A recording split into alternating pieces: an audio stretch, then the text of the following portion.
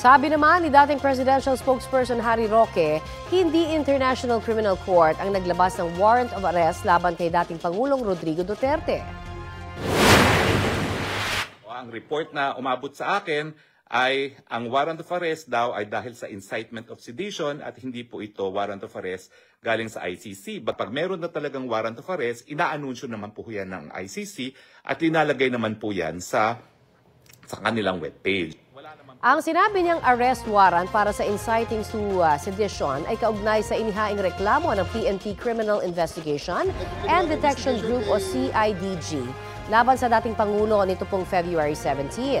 Kasunod po ito ng sinabi ng dating Pangulo na ipapapatay raw ang 15 senador para makapasok sa Senado ang kanyang sinusuportahang senatorial candidates. Hindi pa nagbibigay ng pahayag si Duterte kaugnay sa naturang reklamo.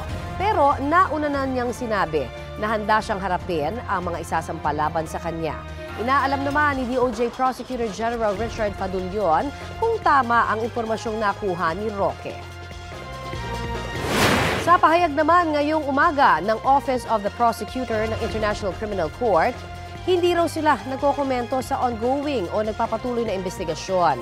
Wala rin silang komento kaugnay sa mga ulat ng paglabas ng warrant of arrest laban kay dating Pangulong Duterte.